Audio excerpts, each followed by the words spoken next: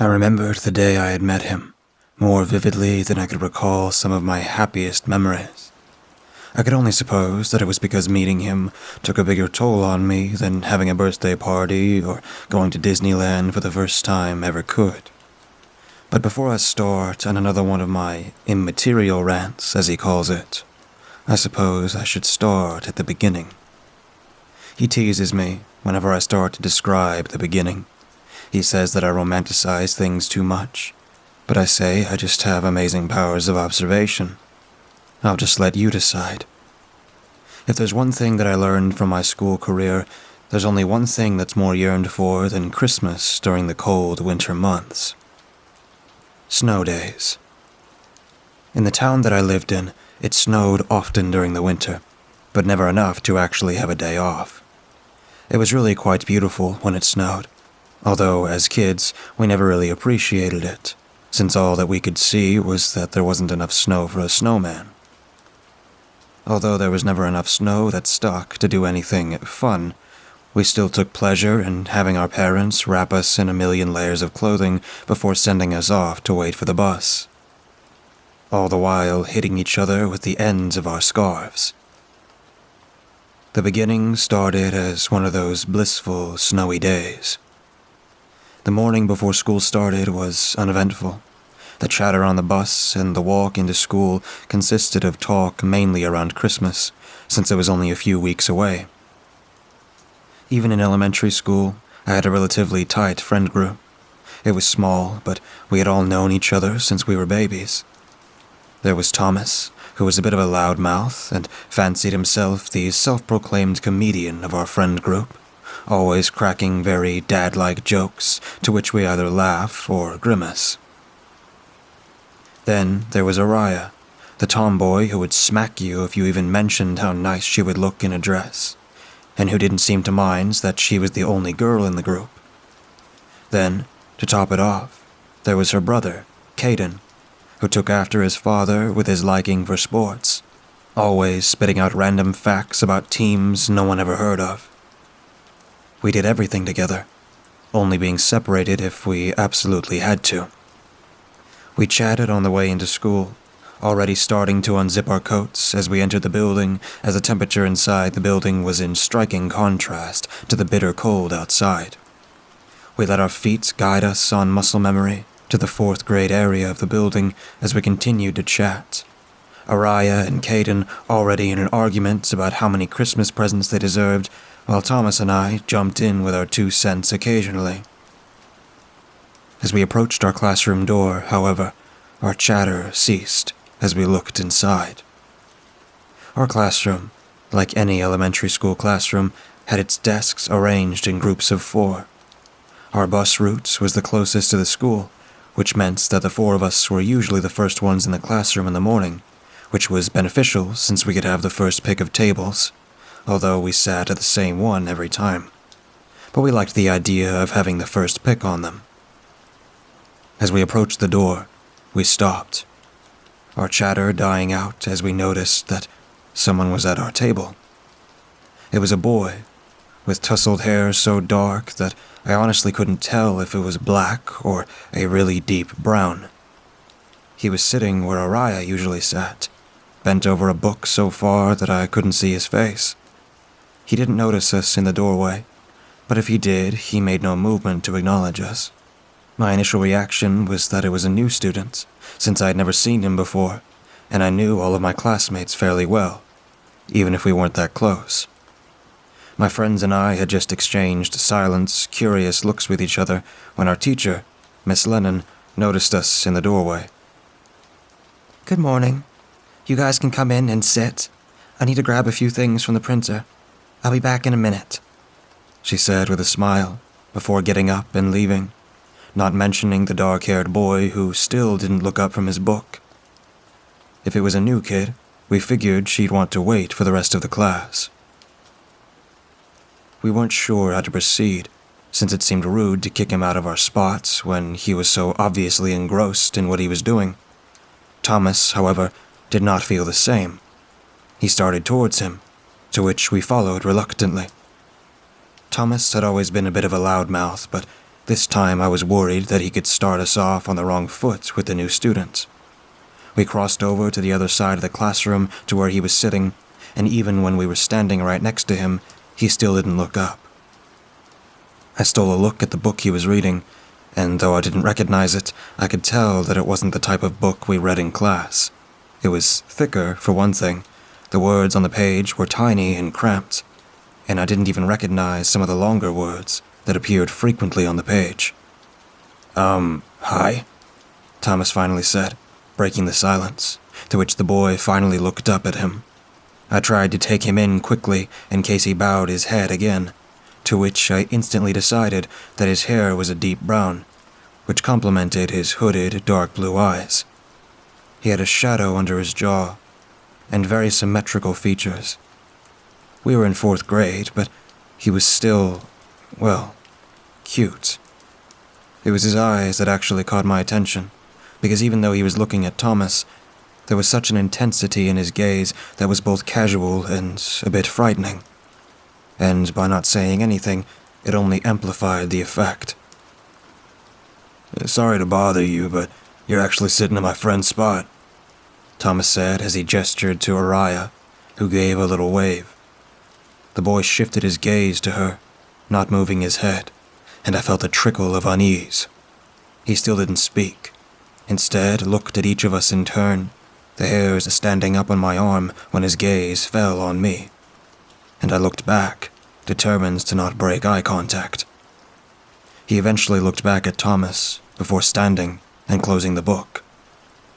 Sorry, was the only thing that he said, quietly, before picking the book up and walking past us without another word to a different spot across the room. I wasn't the only one unnerved by this interaction, and my friends and I shared another confused look before we were saved by the noise of the other kids coming into the room. Miss Lennon right behind them. Everyone noticed the boy, who was once again bent over his book quietly, but said nothing. A few people filled the spots around him, to which he took no notice. It wasn't until Miss Lennon stood at the front of the room and called for the quiet coyote that the boy closed his book and gave her his attention.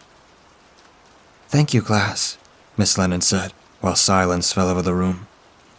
Now, a few of you might have noticed, but we have a new student in the class, she said, smiling at the boy, who was looking at her with a blank expression. His name is Avery, and he just moved here all the way from Canada. I'm sure all of you will try your best to give him a warm welcome, she said, smiling brightly over at him, to which his expression still didn't change. I figured maybe he was upset about being here, since Canada clearly seemed more exciting than being in boring old Colorado. I tried to imagine being yanked across to a different country at such a young age, especially when he probably had friends at his old school.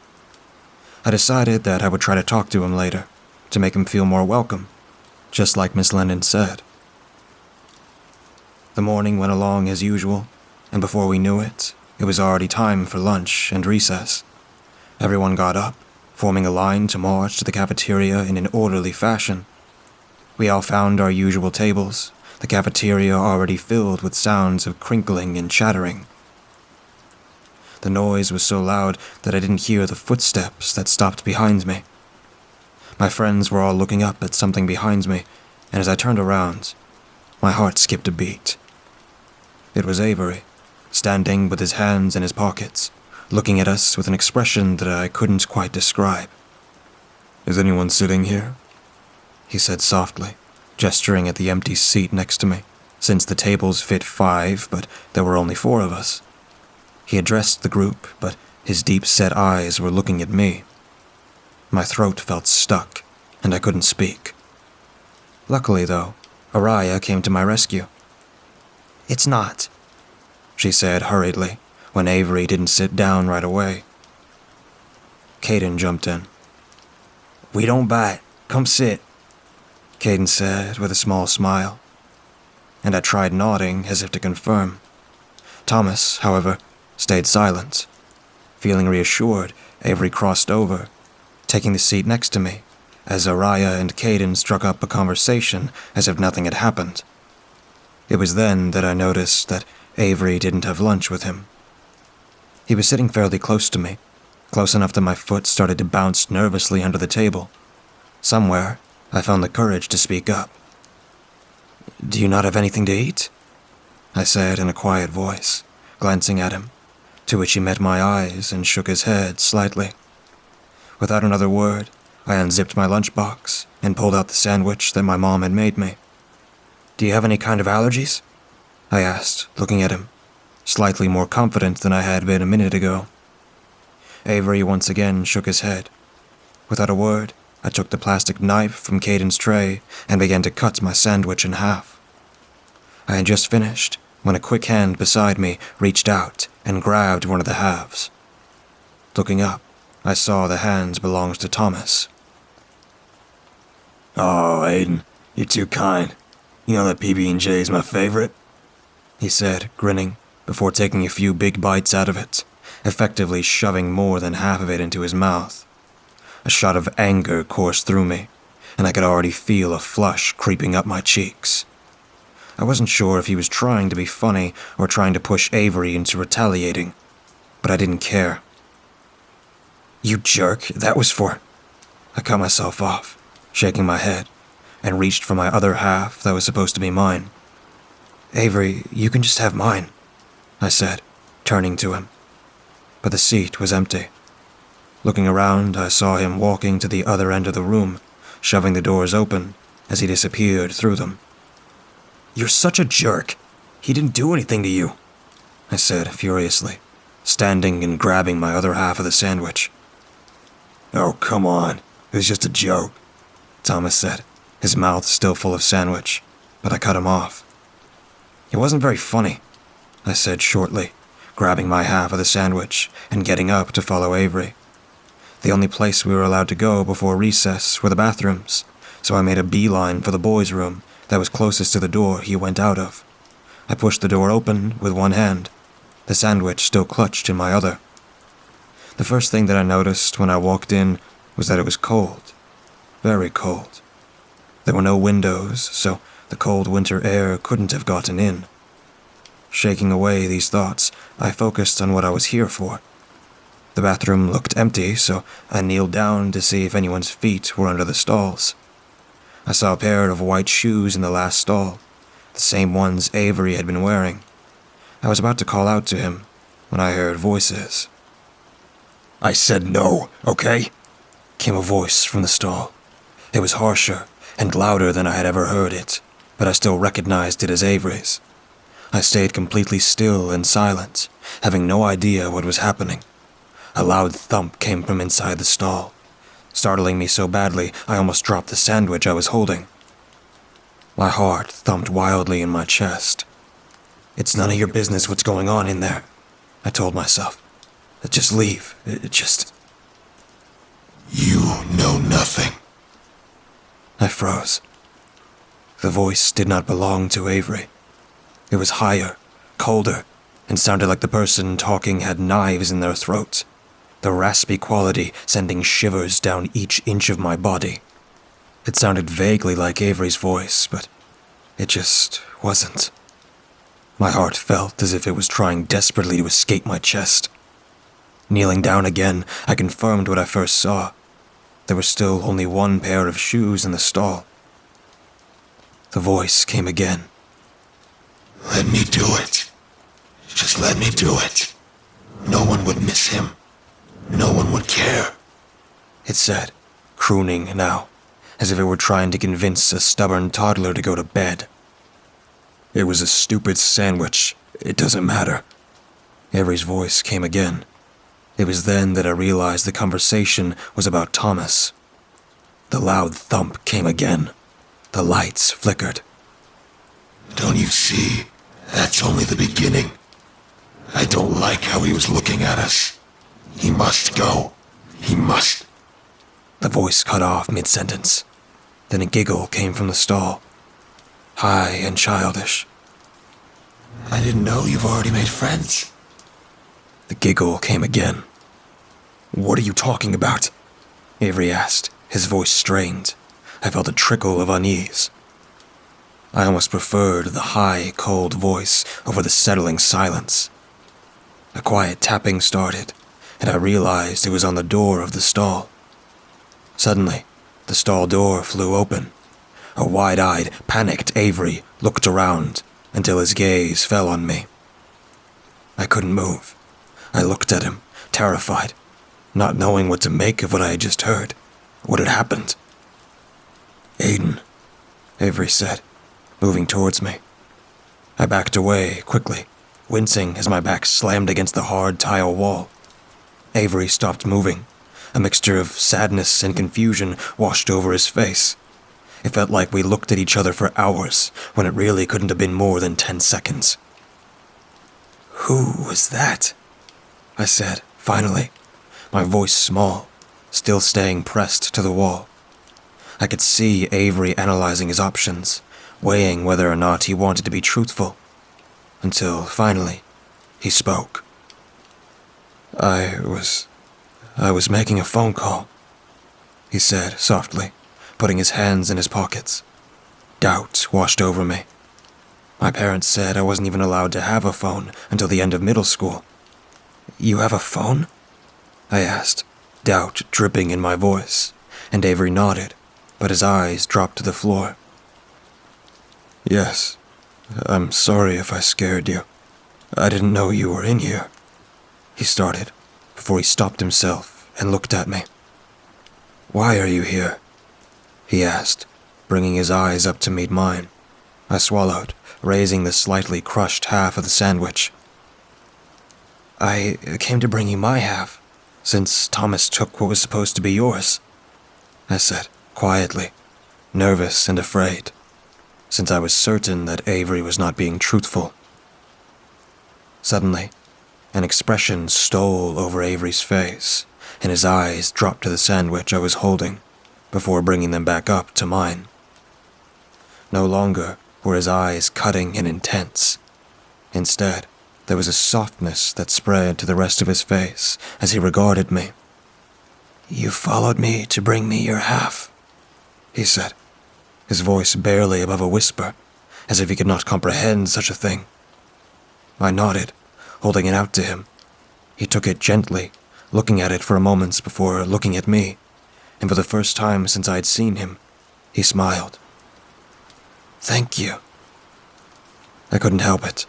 Despite what just happened, his smile was so infectious that I couldn't help but smile back. The lunch bell rang, signaling recess.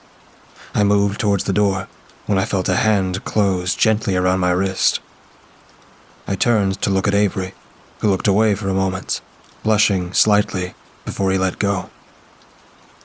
"I'm sorry if I frightened you. I was wondering if you wouldn't tell anyone about this. It's sort of embarrassing," he said, finally bringing his eyes up to mine.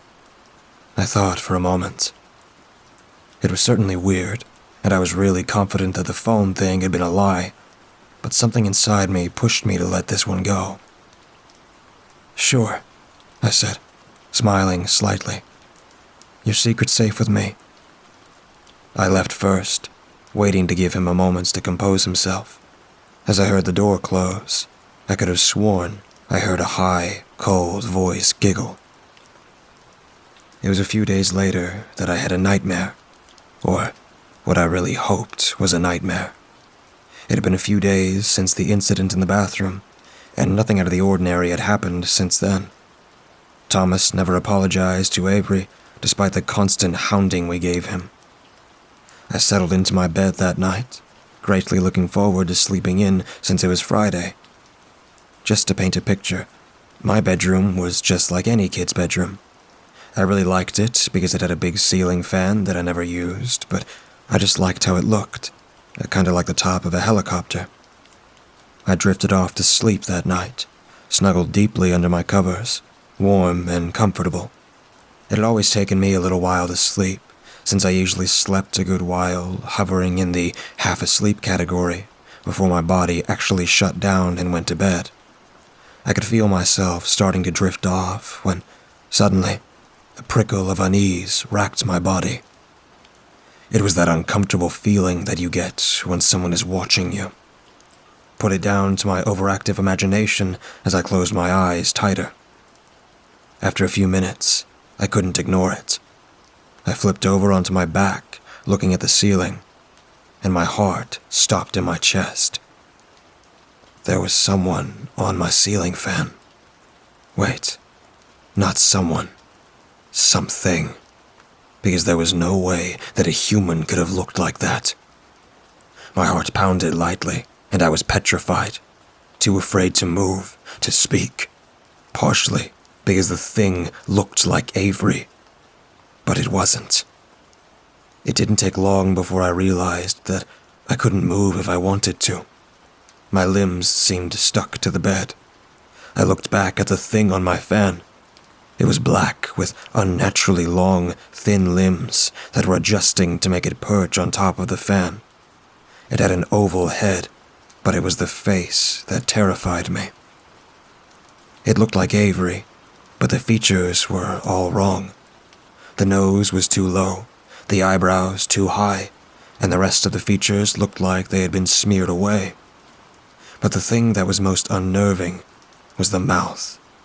It was stretched unnaturally wide, smiling down at me, giving the eyes a maniacal expression. I was trying to remember how to breathe. So you are awake.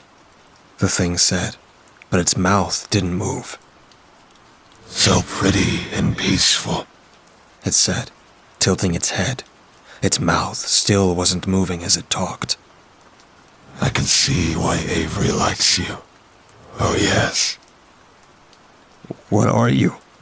I whispered, my terrified eyes never leaving it. The childish giggle, like the one in the bathroom, came from it. That is a very complicated question. Let's just say I am the better version of Avery. He doesn't know that. He does not think I am better. He resists me, refuses to. The thing went on, its voice getting harsher before it stopped, and its soulless eyes fixed on me. I know what is best for him. He will see I am right in the end. He will see that he needs me. He is nothing without me. I swallowed. What do you want? I whispered, petrified, my heart pounding as the thing stretched its limbs and in a fast motion was beside me. I wanted to move, to run, but my limbs were still frozen. I do not think that you need to have that information. There is only one thing that you need to know. It said, moving closer, and for the first time I saw its unnaturally wide, grinning mouth move as it spoke. If you hurt us, I will know. It whispered. It giggled at my terrified expression before taking its fingers and closing my eyes. When I opened them again, it was gone. When I awoke, I was shaking, and I put it down to a nightmare. There was no possible way that it was real. I didn't tell anyone, not my parents, not my friends, certainly not Avery. It didn't happen again, which only reinforced the fact that it was just a dream. The years went on, and before we knew it, we were in high school. My friends and I were still extremely close, even though we took up different hobbies. Caden took up sports, while Araya got really into the arts. I got interested in technology and literature, and Thomas, well, he was just kind of around.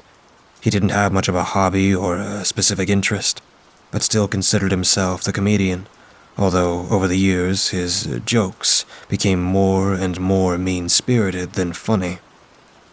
Avery became less quiet as the years went on, which, in my opinion, was a miracle, seeing as Thomas already seemed to have a bone to pick with him. And sometimes he could be relentless, and for some reason, Avery never, ever retaliated. We never really became friends, but he smiled whenever he passed me in the halls, and was always friendly. I never told him about the nightmare I had in 4th grade. He looked the same as he did in the 4th grade, but with obvious differences. He was much taller, at least a good 6 feet now. He still had his dark hair in a tousled mess, and everything about him just became much more defined. Not that I noticed or anything. What happened in 4th grade, I didn't really think about. I put it down to my overactive imagination, but sometimes I found myself wondering about it. After what happened that sunny spring day, I couldn't pretend any longer. It was one of those rare spring days that was actually sunny and warm with no wind. My friends and I were on a walk in the park, just having come from Caden's baseball game, chatting. Thomas was in a bad mood because someone knocked into him at the concession stand, making him spill his drink. He swears it was Avery. As we were walking, going over the highlights of the game, I noticed Avery up ahead of us, hands in his pockets, just enjoying a walk, like us. Before I could stop him, Thomas spotted him and called out. Hey, moron! He yelled, and Avery turned around, stopping. Araya and Caden both said "don't" at the same time, but it was too late.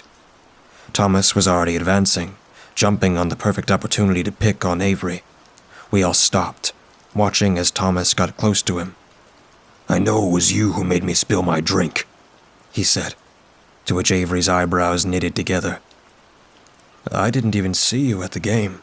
You liar, he said, pushing Avery away from him. He stumbled but regained his balance, not making an attempt to retaliate. Thomas, quit it, I said, stepping forward and trying to push him away. He ignored me, pushing me behind him as he made another advance on Avery, this time putting his arm back to land a punch to his jaw, this time succeeding in knocking him down. Araya yelled that she and Caden were going to get something while I tried to pull Thomas off of him. Thomas, stop, I said desperately, but I was again ignored. Blood was dripping from Avery's nose as Thomas landed another blow. Fight back, freak, he yelled, and still, Avery let him continue landing blows, groaning as one hit his solar plexus. I was about to call the police, not waiting for Araya and Caden, when I saw something that made me freeze in my tracks. Something had come out of Avery, something with unnaturally long limbs to match its unnaturally long smile. What the hell? Thomas yelled in alarm, backing away quickly. The thing from my nightmare, the thing from my dreams, was advancing, his eyes wide, its smile large. No, Avery yelled, scrambling to get up. Finally, the creature exclaimed as Thomas and I were backing away. Thomas tried to run, but it was no use. The creature caught him by the ankle, and out of the corner of my eye, I saw Avery stumbling towards it, repeating the same thing. No. Suddenly, the creature unhinged its jaw, unnaturally wide enough for a person to fit. Eyes wide with alarm, Thomas screamed. Aiden, help me, he screamed, before he was cut off. The creature had swallowed him whole. I froze. Avery had reached us, grabbing the creature's hand and yanking him backwards, back into him. He fell to the ground, panting, blood still running down his face. I couldn't comprehend what just happened. I saw what just happened, but I couldn't quite believe it. A new noise snapped me out of my thoughts. Avery was on his knees, dry sobs racking his body. I didn't know what made me go to him, what made me sit next to him, pulling him against my chest, holding him for what seemed like hours, until Araya and Caden came, along with campus police, and everything became a blur. Thomas was declared a missing person a few days later. There were no witnesses except myself and Avery, and it's a secret I will take to my grave. Avery didn't come to school for the next few days, and I went to visit him every day after school. Avery didn't say much, and I didn't push him. I was afraid of him for a while, but It became clear that he would never let that happen to me. I tried to put it behind us. That was 5 years ago. My boyfriend and I don't talk about what happened when we were kids. Each year, a few weeks before Christmas, he makes a peanut butter and jelly sandwich for us to share. Nothing like what happens to Thomas happened again. Avery says it's because of me, that I make him better. But I also think it's because he's terrified of anything happening to me. No one else knows what happens to that day, and I plan on keeping it that way. After all, his secret was safe with me.